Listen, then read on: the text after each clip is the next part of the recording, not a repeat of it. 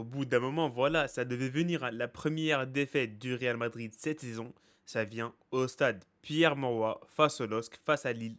1-0, but de Jonathan David à la 45e dans un match, amis, où il n'y a pas eu match. Il n'y a pas eu match. Cette équipe de Lille mérite complètement leur victoire. Franchement, rien à dire. Ils ont fait leur match et en face, le Real Madrid a été très, très, très, très mauvais. Voilà, au niveau du classement, le Real perd ce match. Ça fait la première défaite du Real Madrid depuis le début de la saison. Ça fait la première défaite du Real Madrid depuis la défaite de la Coupe l'année dernière face à l'Atlético Madrid. Du coup, voilà, le Real Madrid se retrouve à 3 points dans ce classement de Champions League. Il reste 6 matchs. Je pense que le Real Madrid va se qualifier, mais ça va être compliqué de se qualifier parmi les 8 premiers parce que voilà, il y a pas mal d'équipes qui jouent bien. Donc, mais bon, il reste beaucoup de temps. Il reste beaucoup de temps. On verra comment ça va se passer d'ici là. Bien sûr, le Real va enchaîner quelques matchs compliqués en commençant par Dortmund la prochaine fois en Champions League.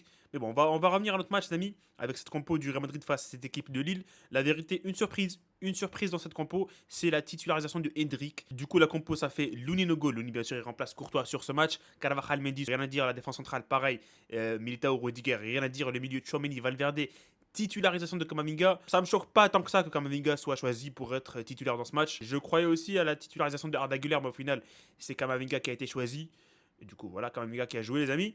Bellingham avec lui dans ce milieu de terrain. Et en pointe, on avait Vinicius, Hendrik. Après, je ne sais pas si le système du jeu du Real, c'était un 4-2-3-1, 4-4-2. C'était plus un 4-2-3-1 aujourd'hui qu'un 4-4-2. Avec bien sûr Bellingham et Mosé, Vinicius à gauche, Valverde à droite. Valverde à droite. Hendrik en pointe. La vérité, on s'attendait à Rodrigo en pointe et on s'attendait aussi à ce que Rodrigo rentre dans ce match. Mais apparemment, Rodrigo est blessé, les amis.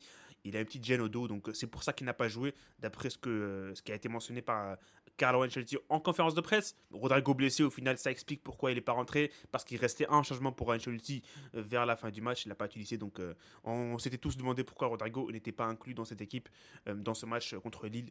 Même, je sais pas, même sur le début de match, parce qu'on a vu Hendrik. On s'était dit Hendrik titulaire, et pas Rodrigo, c'était un peu bizarre, mais bon, au final, on a la réponse. Mbappé n'a pas joué, Mbappé n'a pas commencé en tant que titulaire, il est rentré bien sûr en cours de jeu à la 60e, 57e pour être plus précis. Et voilà, ça c'est pour la compo du Real Madrid, les amis. Après, au niveau du match, qu'est-ce que vous voulez que je vous dise? Qu'est-ce que vous voulez que je vous dise? Une des pires performances du Real all-time. Vraiment, les amis. Je disais un peu dans le live tout à l'heure, ça me rappelle le match du Real contre le PSG 3-0 au Parc des Princes. Ça me rappelle la défaite du Real à Londres contre Tottenham avec Zizou. Ça me rappelle aussi la défaite du Real 4-1 contre l'Ajax, parce que là, on a assisté à une purge. On a assisté à un match où le Real Madrid, Zami, n'a pas existé. C'est vrai que Lille ne s'est pas créé beaucoup d'occasions, c'est vrai. Ils ont créé quoi? Deux occasions. Une occasion avec la parade de Lunin sur David avant la fin de la mi-temps. Après, le penalty, bien sûr, on va le considérer comme une occasion. Mais en vrai, ils n'ont pas eu beaucoup d'occasions. Il y a eu la frappe de Zegrova, qui était pas mal, qui était pas loin. La spéciale de Zegrova, l'enroulé là du pied gauche. Mais en vrai, Lille, ils n'ont pas eu beaucoup d'occasions. Pour moi, le match qui se ressemble le plus par rapport à celui-là, c'est celui contre le PSG. Le 3-0 où on a été trop nul. Et là, franchement, c'est un copier-coller. On a été dépassé dans tous les compartiments du jeu. Lille a été au-dessus. Lille mérite leur victoire. Bon, bien sûr, j'ai dit Lille n'ont pas eu beaucoup d'occasions, mais quand tu compares au Real, oh là, c'est honteux. C'est honteux. On parle du Real. On parle du Real. On parle pas de Valence. On parle du Real Madrid. Tu te crées 3 occasions en 96 minutes. Ce n'est pas digne d'une équipe comme le Real Madrid. Ce n'est pas le Real Madrid. On regarde pas le Real Madrid depuis le début de la saison, tout simplement. Ce n'est pas le Real. Une occasion pour Hendrik vers la 15e. Et après ça, il s'est rien passé. Il s'est rien passé. Ils ont marqué leur but, ils ont eu leurs occasions. Il y a zéro réaction. Il y a eu la mi-temps. On est revenu de la mi-temps. On s'est dit pourquoi pas. Il va réagir Ancelotti, ils vont réagir les joueurs. On va se créer des occasions maintenant. La première occasion qui vient après l'occasion de Hendrik pour le Real Madrid, c'est à la 86e. C'est Arda Güler de la tête, Rudiger qui frappe de la tête et c'est sauvé par Thiago Santos sur la ligne. À part ça, il n'y a rien eu. De la 15e à la 85e, rien. Le néant. Une purge aujourd'hui, le Real Madrid. C'est un des pires matchs du Real depuis le début de la saison. C'est un des pires matchs du Real all-time. Et quand tu as ce genre de performance, c'est inquiétant. C'est inquiétant parce que tout simplement, il y a des matchs importants qui vont venir. Il y a des matchs qui sont super importants qui vont venir. Tu as le Barça, tu as Dortmund, tu as Liverpool, tu as l'AC Milan, tu as Valence extérieur, tu as Celta à l'extérieur. Tout ça, ça vient en mois d'octobre, hein. Après, je sais pas quand est-ce qu'on joue Liverpool, mais à part Liverpool, tout le reste, là, tous les matchs que je viens de citer, c'est le mois d'octobre après la trêve.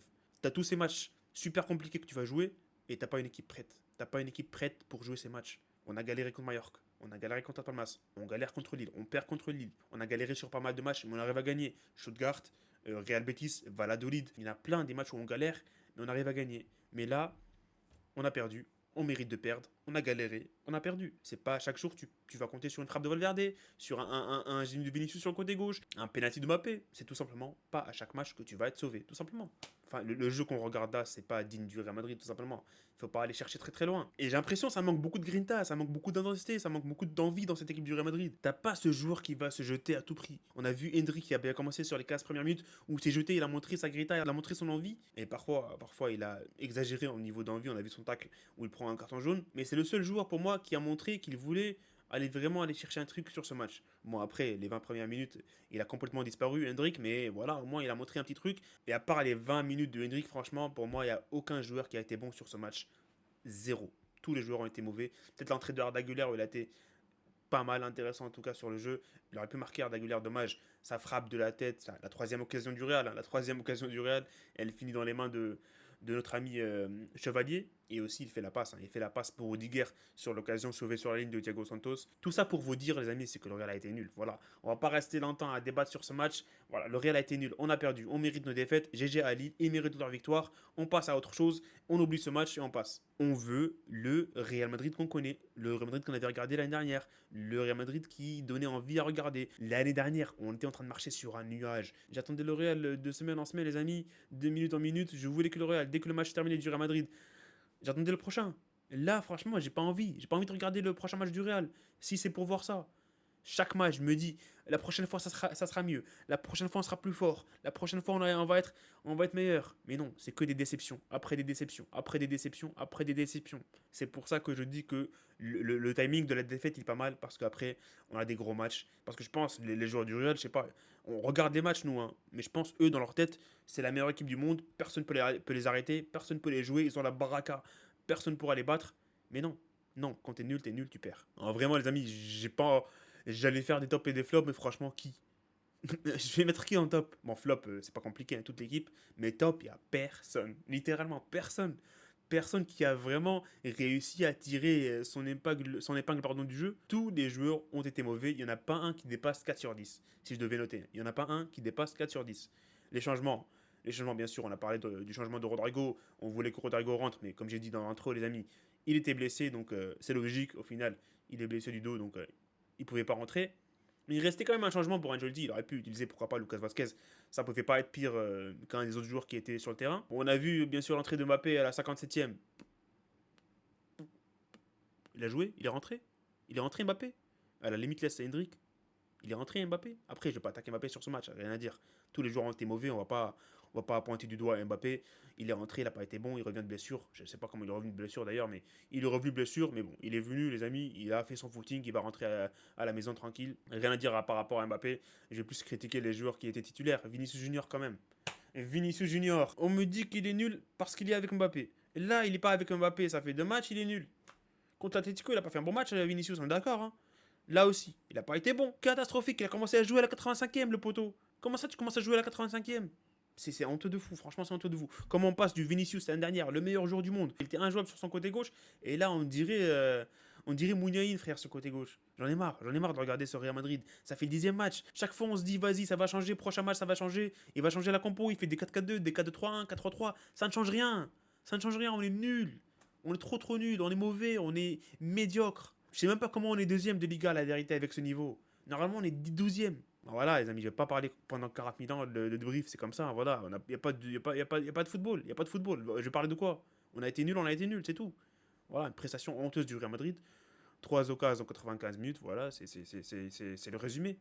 On a été dominé par Lille, de A jusqu'à Z. Lille a été meilleur, match à oublier, on passe au prochain match Villarreal. On espère, bien sûr, je vais redire ça, à chaque débrief, je dis la même chose. Prochain match, l'équipe du coup contre laquelle on va jouer, on espère un meilleur match, on espère un meilleur match, on espère un meilleur match. C'est toujours comme ça, les amis. On verra en tout cas s'ils vont, si ça va changer, si ça va évoluer, si le Real va être meilleur, les amis, sur le prochain match contre Villarreal, le dernier match avant la trêve. En tous les cas, les amis, dites-moi dans les commentaires ce que vous avez pensé de ce match, parce que moi, franchement, j'ai dit ce que j'avais à dire. Hein. Le débrief va pas durer 40 minutes, parce que voilà, comme j'ai dit, il n'y a pas grand-chose à dire. Le Real a été nul, point barre. Allez, comme d'hab, les amis, salut et profitez des vôtres. Et à la Madrid, comme d'habitude. À bientôt. Peace.